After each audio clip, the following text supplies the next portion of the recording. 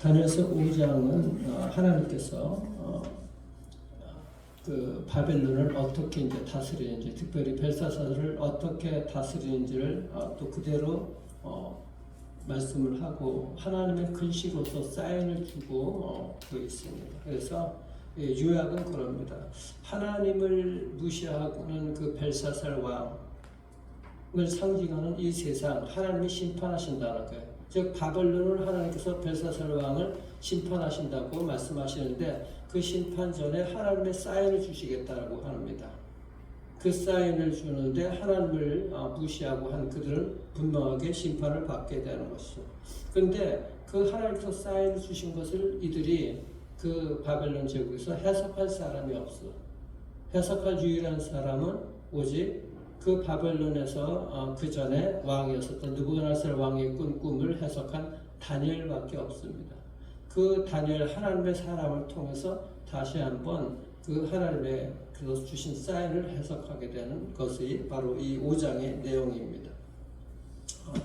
다니엘이 해석한 내용은 그거예요. 바벨론 이 나라는 망할 것이다. 이런 것을 보여주신 것입니다. 벨사살 왕이라고 나왔고 벨사살 왕의 그 부친이라고 느부갓네살 왕이라고 나오는데 이 벨사살은 바벨론의 마지막 왕입니다. 벨사살이 나중에 암살당해서 죽음으로 말미암아 이제 바벨론 제국은 끝나고 메대 바사 제국이 이제 시작이 되는데 그 마지막에 그렇게 나오는데 이 벨사살 왕의 부친하고 난 느부갓네살 왕 실질적으로 부친이 아니라 그 느부갓네살 왕 이후에 네 왕이 더 거쳐요. 그리고 이 나중에 맨 마지막 왕이 벨사살 왕인데 그러니까는 뭐 고조 할아버지 이상뻘 되는 것이죠. 그래서 근데 바로 이제 부친이라고 이렇게 얘기를 하는 것은 그의 이제 후손들로 이렇게 이제 연결이 되기 때문에 그럽니다. 그래서 2절에 보게 되게 되면 그가 얼마나 그 세상적으로 자기 힘을 가지고 살았는가. 벨사살이 술을 마실 때 명하여 그의 부친 느부갓네살이 예루살렘 성전에서 탈취하여 온 은그릇을 가져오라 명하였으니 이는 왕과 귀족들과 왕들과 후궁들이 다 그것으로 마시려 함이었더라. 특별히 보면 예루살렘 하나님의 전 성소에서 탈취해 온 은그릇을 가져오며 왕이 귀족들과 왕들과 후궁들과 더불어 그곳으로 마시더라. 그리고 술을 마시고는 금은구리 나무 돌로 만든 신들을 찬양하는 거예요. 그러니까 하나님의 성전에서 가져온 금 그릇을 거기에다가 술을 부어 마시고 그러니까 하나님을 전혀 모르고 하나님을 무시했던 자들인 것이죠. 거기다 보이는 것들 돌이나 금이나 은이나 이 보이는 것들을 찬양하는 이 우상 숭배하는 이런 자들이었던 것입니다. 이들에게 이제 하나님께서 글씨를 써서 그 멸망할 것을 갖다가 말씀해 주시는데 이들은 그것을 이제 보고도 회개하지도 않아. 그 오늘 그 내용들에 다 이제 있게 되잖아요. 근데 그 글씨를 쓰는 그 손가락을 보고서 이 벨사살 왕이 놀래가지고 얼굴에 번민이 가득합니다. 그리고 술객들을 불러서 풀이하려고 하지만 그 온갖 술객들이 지혜자가 알지를 못하는 거예요. 해석이 안 됩니다.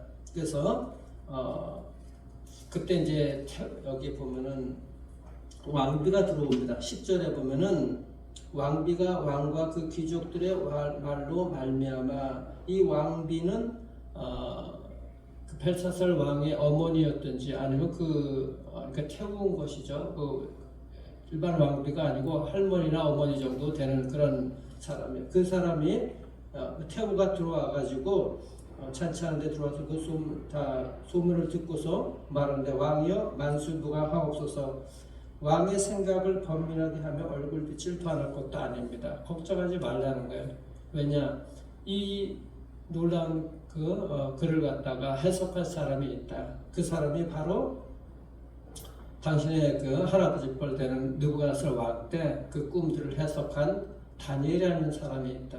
그 사람을 불러오게 되게 되면 된다. 그는 하나님의 영, 모든 신들의 영을 가진 자보다 뛰어난 자다라고서 이제 얘기를 합니다. 12절 보세요.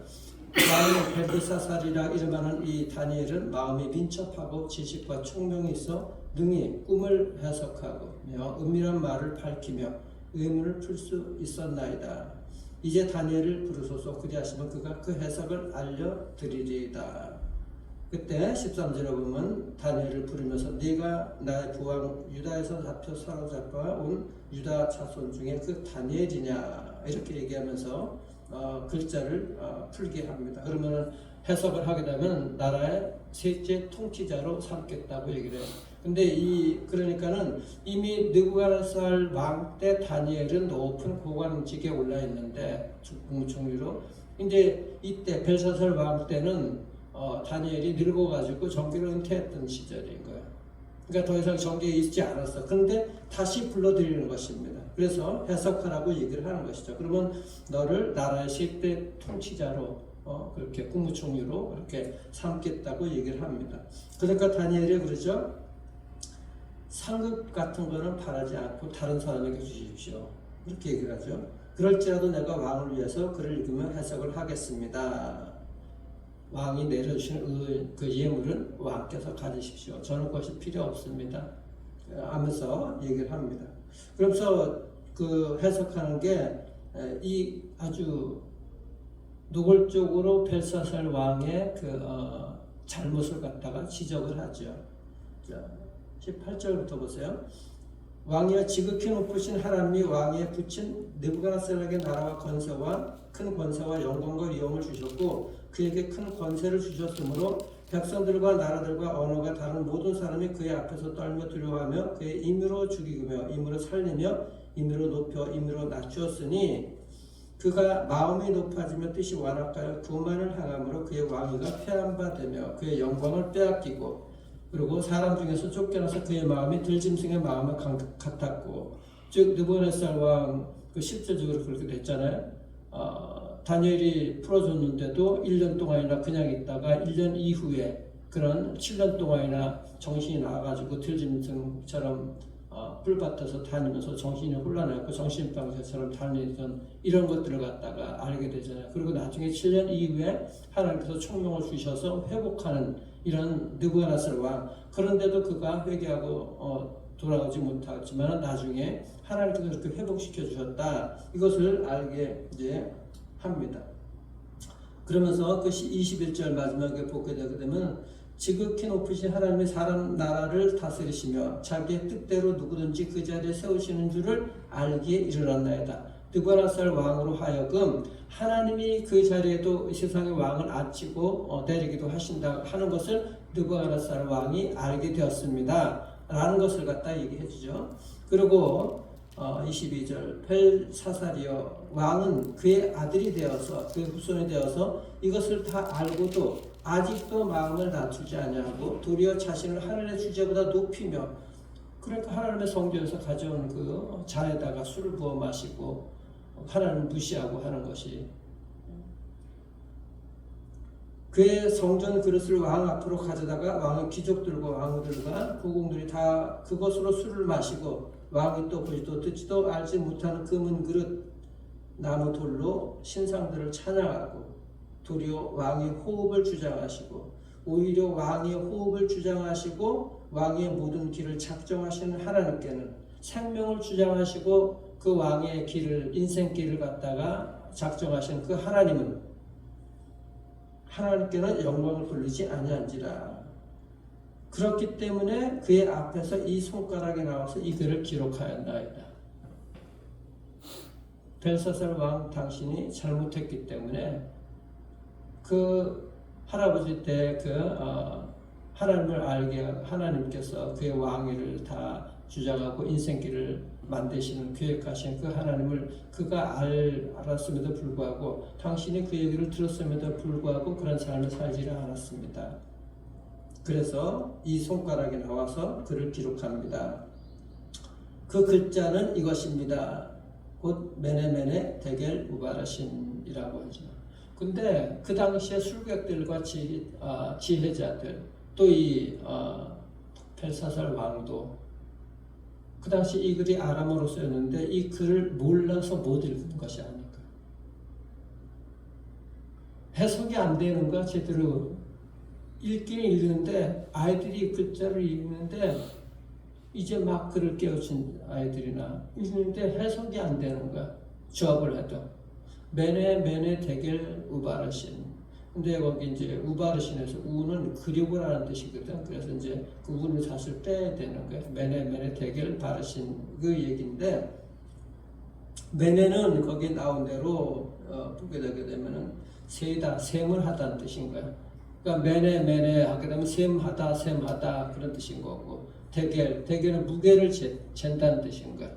그리고 바르시는 이제 나눈다는 뜻이거든. 그러니까 이 말 그대로 하게 되면 셈을 하고 그리고 무게를 재는데, 그리고 나눈다.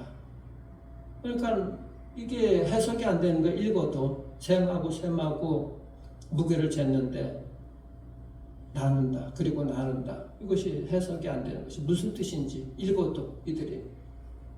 자, 그것은 무슨 뜻인가? 여기 이제 나오죠. 메네는 하나님이 이미 왕의 시대를 세웠다.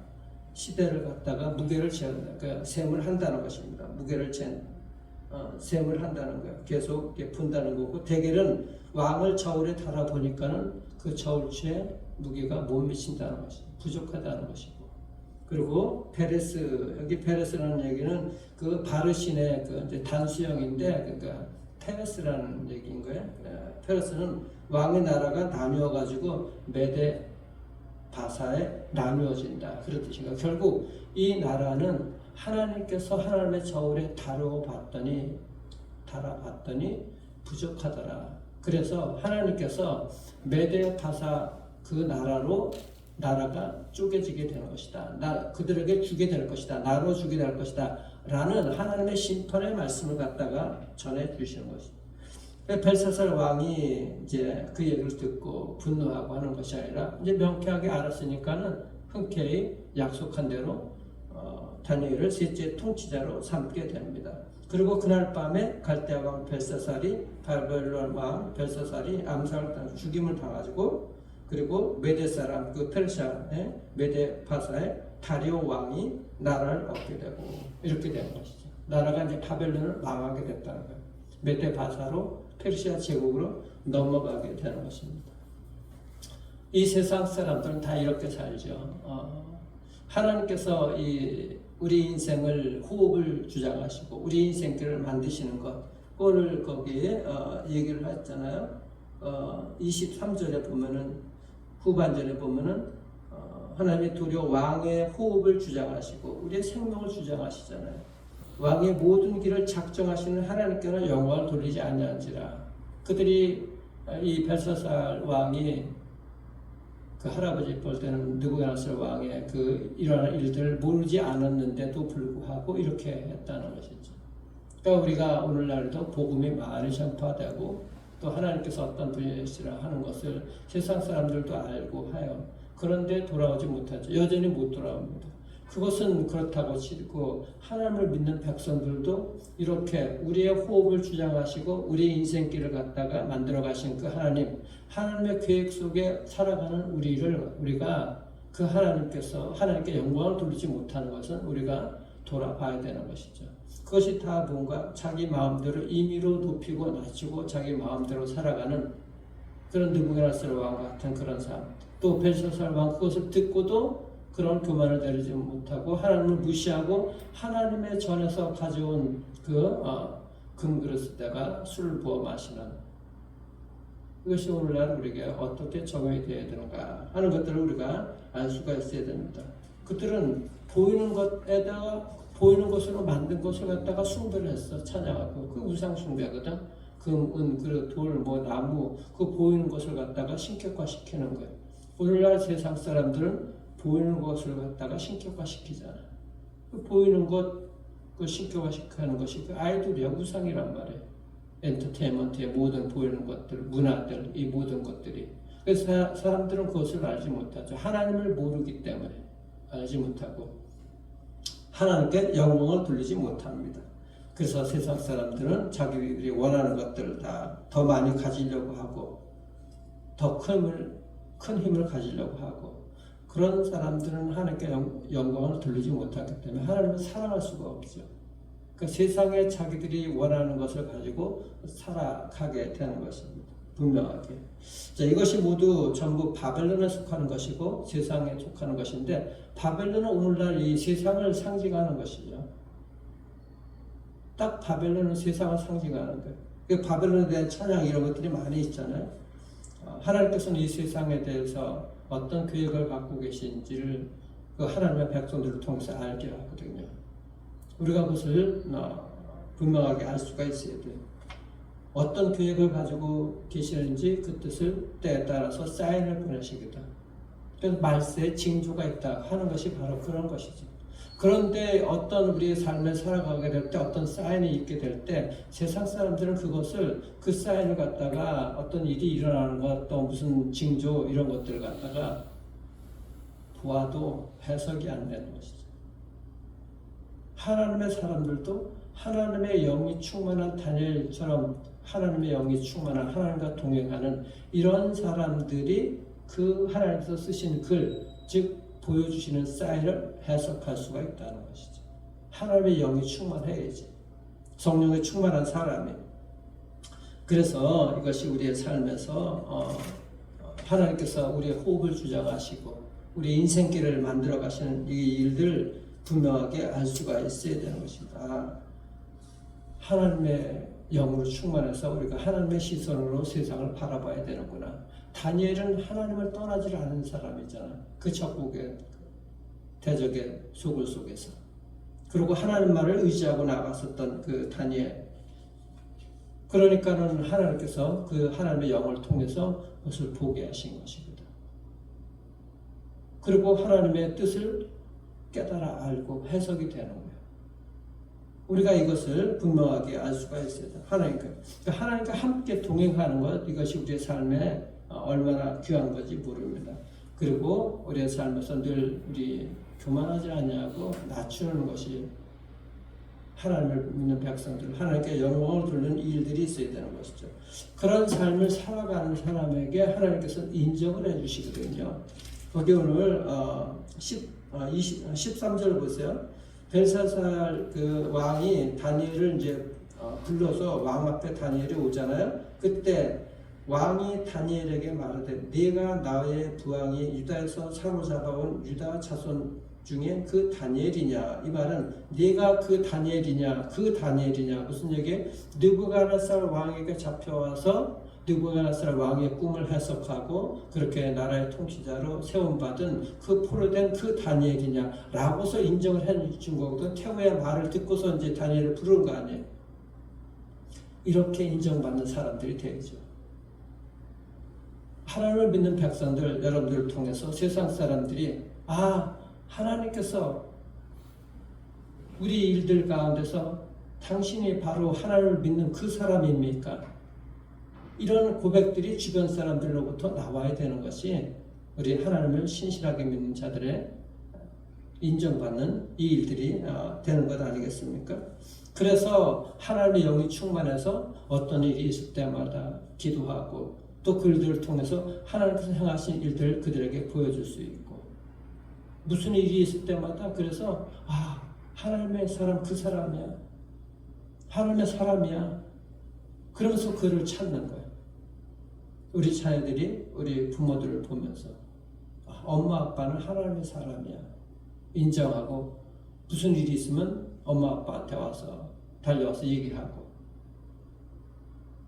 하나님의 뜻과 그 말씀대로 전해지고 해석이 되고 하나님의 영이 충만해서 알게 해서 모든 사람들이 다 소문이 나서 알게 할 정도로 네가 바로 그 다니엘이냐.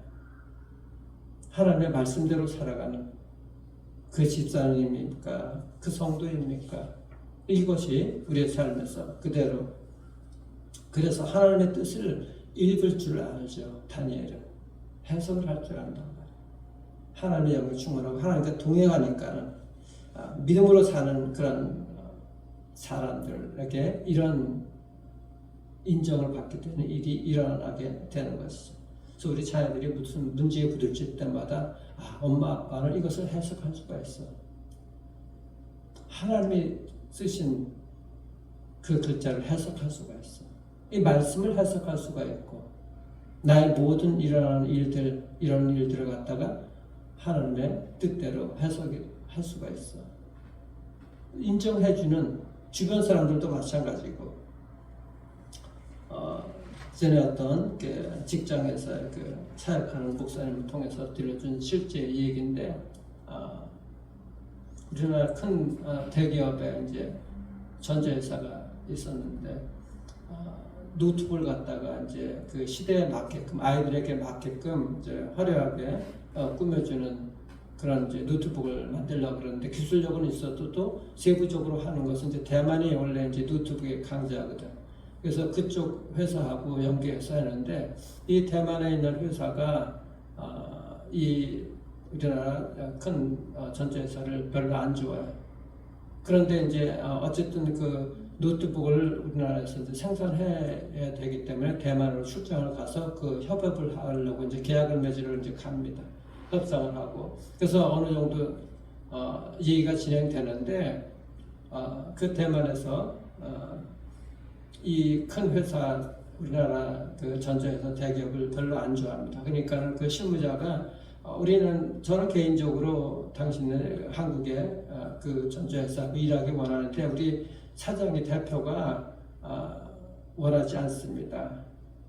그러니까는 그냥 그 회사 사람이라고 얘기하지 말고 실무적으로 진행을 하고 나중에 일이 진행되게 되면 그때 밝힙시다, 이렇게 얘기를 합니다.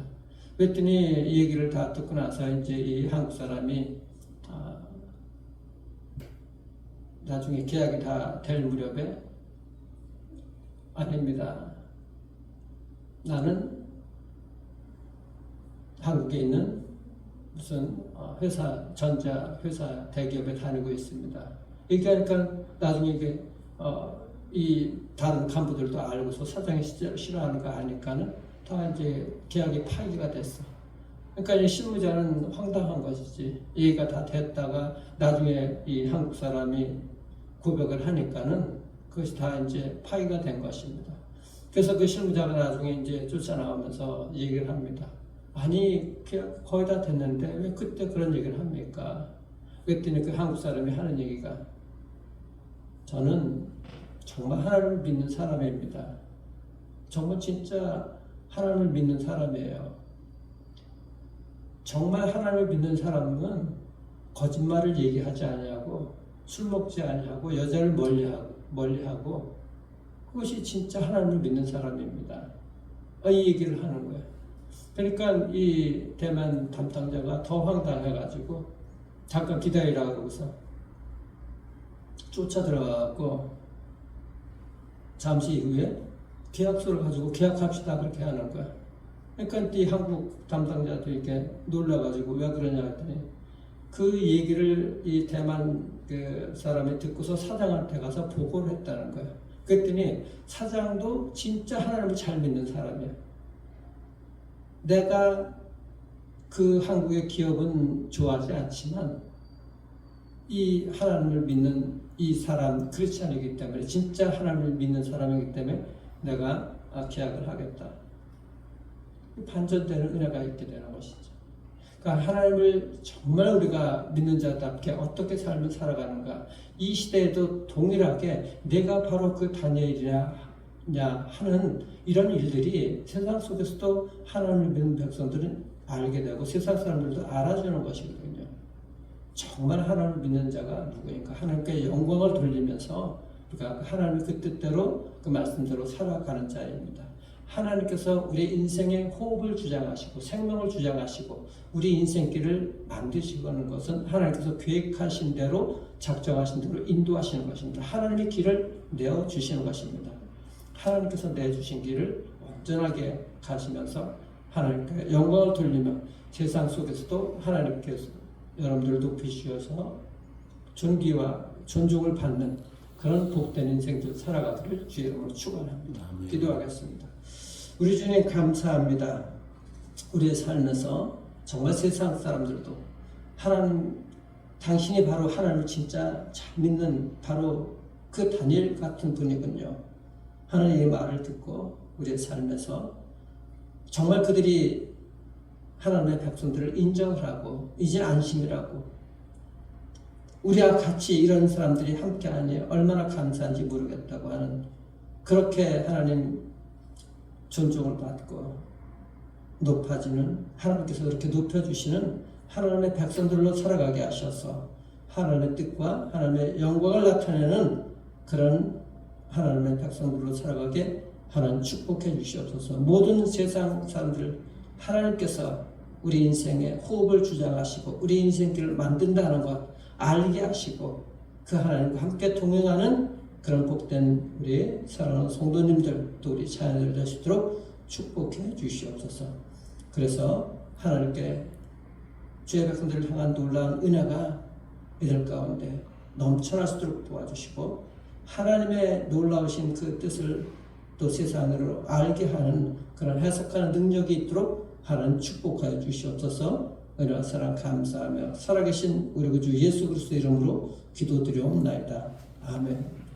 하늘에 계신 우리